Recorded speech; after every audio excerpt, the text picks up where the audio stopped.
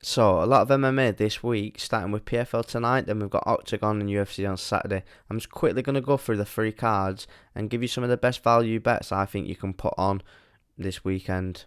So, starting with PFL, the first fight we've got Nathan Kelly versus Tae Young Kim. Now, Nathan Kelly, he's 11 and 3 fighting out of SBG Ireland against 10 and 1 Tae Young Kim fighting out of South Korea.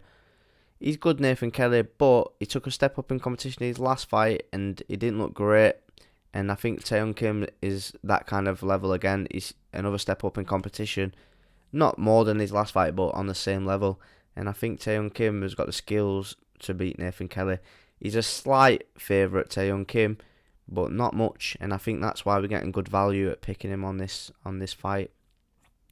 Now let's have a look at the next fight. We've got Logan Storley versus Joseph Luciano. Now, Luciano was supposed to fight another guy, an American guy, and I actually picked him to win. But he's taking a step up now because Logan Storley's opponent missed weight in the tournament, and I think it's too big a step for him. I think Logan Storley is going to beat Joseph Luciano. I think he's the better fighter. If you look at Joseph Luciano's last loss, it was against a kind of grinding wrestler in Jonathan Makachev. I know he didn't show that in his UFC debut, this Jonathan Makachev, but in that fight, he kind of took him down, controlled him, and I think Logan Storley is a better fighter than Makachev. So I think, yeah, Logan Storley gets this one done, and he's not that big a favourite. I think he's like 1-3, and that's probably my limit on where I end going with fighters. Do you know what I mean? 1-3, that's probably. I'm not looking at odds past that. Like your 1-4s or 1-6s and stuff, it's just again pointless and too risky. Yeah. So the next fight I'm looking at is Jason Jackson versus Koreshkov. Now I think Jason Jackson's the better fighter, and I think he's gonna set the pace on Koreshkov and get the job done there. And he's only a slight favourite. Well, he's like a 1-2 favourite, I think. Yeah, just more than that a little bit. But I think it's for good reason. I think Jason Jackson's the better fighter, and he gets this one done. So the first fight we're looking at Octagon is Aaron Abe versus Mohamed Walid. Now, you might look at the records on this, 16 and 10 versus a 7 and 4. And Abe is a really good fighter, and I like him, and I hope he does win. But I think there's value on Mohamed Walid.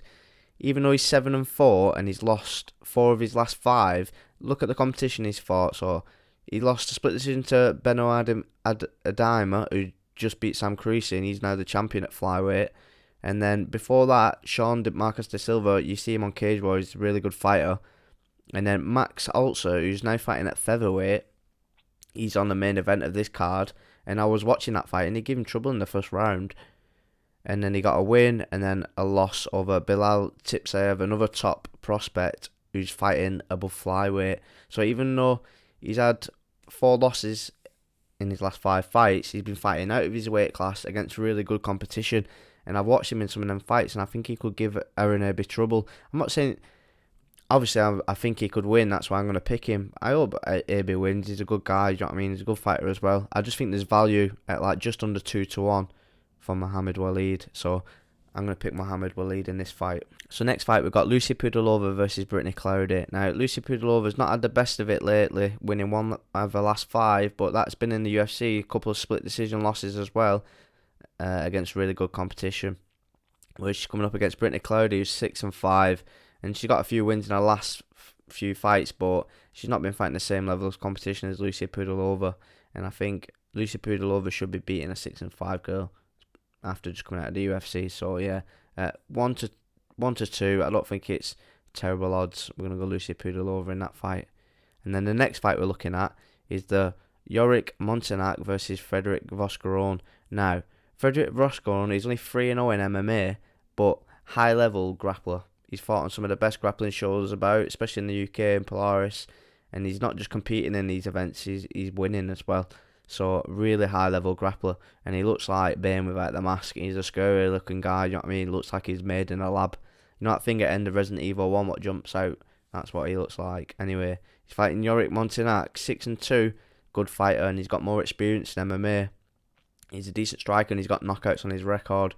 So that's always the risk going Voscaron in this fight. It's a big step up in competition for him, 3-0, but against not very good fighters. But I think Vosgrón can get hold of Montenac, and it's going to be a different level of grappling than what he's used to. And I think, yeah, Vosgrón can control him and get the sub there. And at over 2-1, I'm happy taking that risk on that fight. So the next fight we're looking at is Khalid Taha versus Jose Zaraus. Now, Khalid Taha coming off a win, but that was 2 years ago in 2023. 3 fight skid before that in the UFC. And he's coming up against Jose Zaraus, who's fought early this year. So he's definitely the more active fighter. And he's 26-10. But you want to see some of the losses on this guy's record. I mean, he's fought some absolute killers. So let's have a quick look. So losses against David Martinez, you just seen what he's done in the UFC. Franz Malambo, that was only a 1 round fight in some tournament. I thought he won that round as well, but lost a split decision. Lost to Jordan Beltran, okay, we don't really know that guy. But before that, look, this is a name you will know, Esteban Ribovic. Really, and I watched that fight. He was in it. He did a really good job in there, and he looked way smaller than Esteban Ribovic.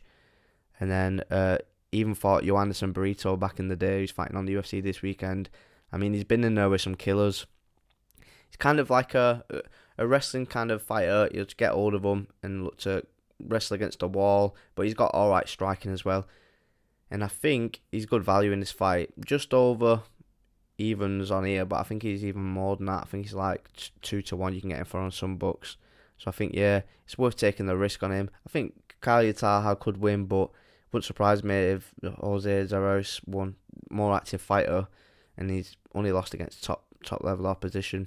If you want to know who I'm picking on the UFC, just check my other video out. I've gone into more detail on that, so you can have a look there for my UFC picks. And if you're liking this video, just give us a like, give it a subscribe, it helps grow the channel, and I really appreciate it as well. Thank you. Just to recap some of my best bets for the 3 cards. We've got Joseph Luciano, who's not fighting anymore. That's now void. He's fighting Logan Storley, so I would pick Logan Storley now if you're putting that on. Then we've got Taeyoung Kim, Jason Jackson, David Grant, Mohamed Waleed, Frederick Vosgrón, Lucy Pudilova, and Jose Zaraus. And I put a 5 on that, and now it'll get me 880 quid back. Is it going to come in? Probably not, but just for fun, it's just a 5er in it. I put some of them on in like trebles and doubles, and I put some other fights on the UFC like Joanderson Barrito and stuff like that. Let us know who you're putting on, and good luck on the weekend. I'll see you next week.